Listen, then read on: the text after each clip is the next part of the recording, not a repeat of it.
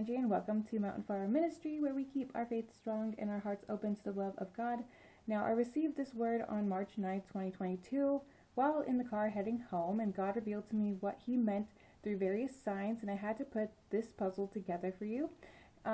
He gave me Matthew 6 that day, and a few more scriptures a few weeks later, and I will leave all these for you to reference in the description box below. So go ahead and read those if you feel called to, and also pray if this word is for you.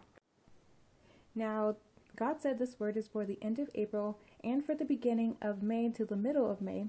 He says if you're watching this in April or May of another year, let's say 2023, this could apply to your situation as well. This message will confirm the very human struggle of trusting in God's plan over your life, and you are not alone in this struggle. I have also dealt with disobeying God to satisfy my desires and want to stay in familiar places that I knew I already outgrew. So know the struggle that we all deal with is meant to strengthen our faith and to enhance our courageous spirit. This word is for those who have been procrastinating on their God-given mission or have been avoiding God's helping hand. You know who you are because you will feel convicted while listening to this word. You know the directions God has given you at this time. I don't know everything about your situation, so only God knows everything. So this will simply be more confirmation from God to get you through any mental barriers you're facing at this time. So for some of you, you are feeling stuck in something that is out of your current control. You have to release the idea that you can solve all your problems without God. I know sometimes I want to solve problems without God too, but I have to come to Him because God wants to help all of us out of the situations we find ourselves stuck in. So whether you're stuck in a position at work, in a relationship, or a living situation thing going on, God wants to help. So also, if you are constantly believing you are stuck, that is also hindering your ability to find solutions and hear God clearly. So I'm going to tell you the analogy He gave me for this. And it was two trees on your property, and they are being cut down by the devil. And you see this and you witness this. And they were two of your biggest, most favoritist trees, and they had been there for generations. Now you see the destruction on your property, but you overlook the firewood that you could now harvest for next winter.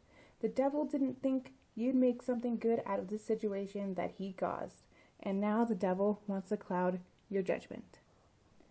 So for another group of people, you have been doing most of the work God has told you to do. Congratulations. Yet you have not fully surrendered to the fact that you have a bigger purpose than where you are at, even if you feel contentment, even if you feel like you can't really push yourself any further. God says you need to push yourself forward to really position yourself for what's next for you or perhaps your family.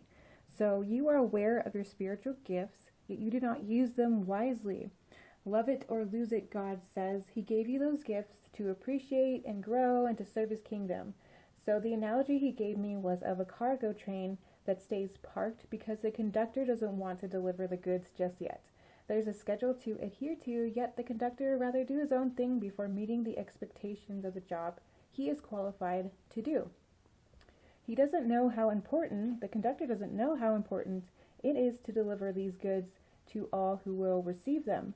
So the devil here in this situation wants to delay your mission, and he wants to delay the mission of others while he's at it because he thinks, why not kill two birds with one stone? Now, God is speaking gently today. He's speaking in an optimistic way. He wants to remind you of His firm hand over your life. Do not worry about all the details right now. He is revealing them to you as He sees fit for your unique situation. Your path is not yours to walk alone, nor is it to dictate according to your own wants or discomforts. God says, get your head out of the clouds, and He's talking to me too, so don't feel like I'm just coming at you or something. And He says we should all focus on Him, and we need to rebuke the devil and not let him taunt us in any way. If he says you're going to be poor forever, rebuke it. If he says you're not going to meet your deadlines, rebuke it. And manage your time too. So whether you are in lack mentality, whether you're feeling doubt or fear, this all clouds your emotions and it clouds your judgments, and it keeps you from the peace God wants to give you.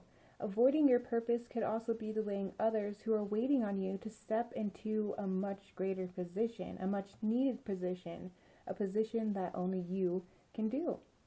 So if you're feeling like your life is upside down at this time, know God has been trying to lift you out of your current situation, but he doesn't want to push you further away from him either, because he knows that you have been having a difficult time transitioning to where you used to be, to where you are now, and to where you are going soon. So he understands what you're going through, and have faith in God. He is your provider, your healer, your destiny keeper. Don't give up hope. Don't use escapism as a means to feel in control either, and don't let others distract you from the plans God has given you.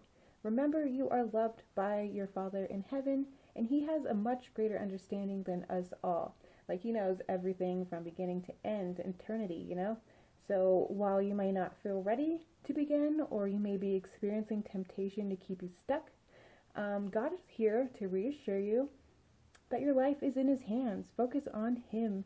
He knows your situation better than anyone. Get your head out of the clouds. Stop daydreaming all the time if that's what you're doing to, feel good in the moment. But really, we all got to push forward and get to where God is taking us next. So that's all I have for today. I hope you have a blessed day or night, and I will talk to you soon. Before you go, don't forget to check out the scriptures. I'll put them below. Read on them, pray on them. Yeah.